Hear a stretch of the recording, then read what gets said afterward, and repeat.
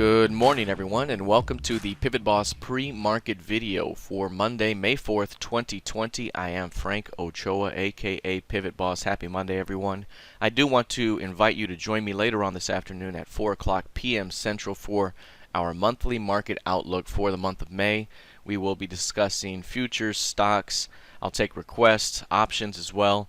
We're going to talk long-term and short-term directional conviction here for the market and where we might be headed the rest of the month. So please join me later on this afternoon at 4 o'clock p.m. Central. This is open and free to everyone. We will be hosting this webinar in the PivotBoss community room, which can be found here at pivotboss.ecofm.co. If you do not have a username or login, it is free to do so, so please join us later on at 4 o'clock p.m. Central. All right, let's take a look here at the markets now. You'll notice here that the ES has pulled back over the last couple of days, and we have, at the end of the month, we have developed a higher value relationship here on the pivot range because the market is trending up.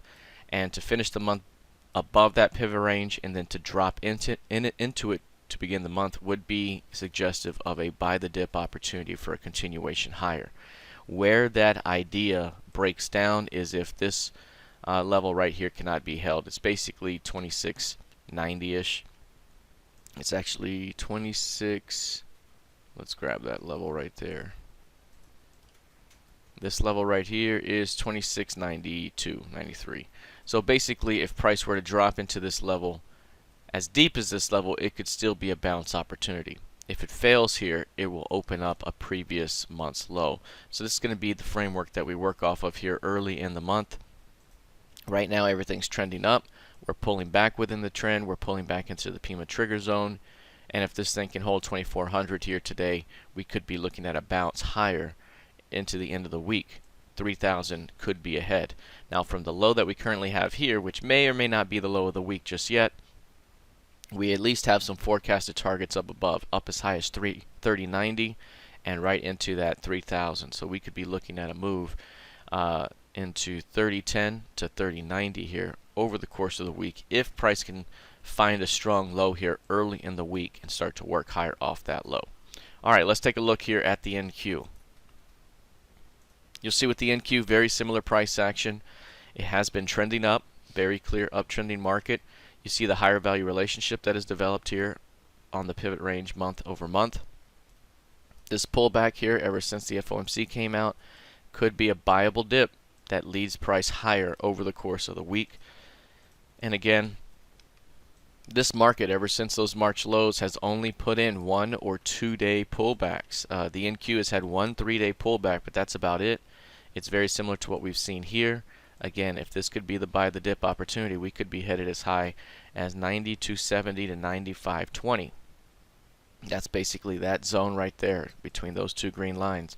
From here up to that zone would be a great target for the week. Again, can we find a strong low today? Can the market remain above 8600 and start to push through 8700, which is the previous week's close? If we can push through that 8702, it opens up 8899, which is basically 8900. That's the previous week's midpoint, and then a shot to go across the range toward 9145 and perhaps higher. So that's going to be the framework here early in the week for the NQ. Any failure to hold, say, this 8500 level would open up a bit more downside, and then price has to hold 8250 for bulls, otherwise it opens up more weakness ahead. All right, let's take a look at crude oil. Again, for crude oil, I'm looking at the July contract here, not the June. Looking at the July contract here, and we're seeing a little bit of strength off the lows here. We had a double bottom bounce here off these lows. We do have 25s coming into play here. 25 is this key level right there. Prior support when offered, and we're starting to pull back a little bit from these lows. One thing that's important to keep note of is the lower value relationship on the pivot range here is lower. And again, if the market's going to continue to remain weak here, it would be off this range. You can see how it tested it barely and pulled back. We could still rally into it as it did back here, and then it could drop out of that range. It could rally into it as it did back here and then drop out of the range, or rally into it as it did over here and drop out of the range. That's what happens in a downtrending market. And right now we are not even in the range, but we can get in that range over the course of the week. And if it can't get above those 25s or stay above it, we may see another rotation down. So again, keep an eye on this pivot range to begin the month. Lastly, taking a look here at gold futures. Gold futures up about 1/3% right now. It's doing battle at the FOMC key level from 429. That's 1716.40. So far, it's been holding just below it. You can see a little bit of a downward sloping channel. If you were to get down into the 60-minute time frame or so, you see a downward sloping channel here. If price can just get through that 1725s, it really opens up some upside there. That could open up a move back up.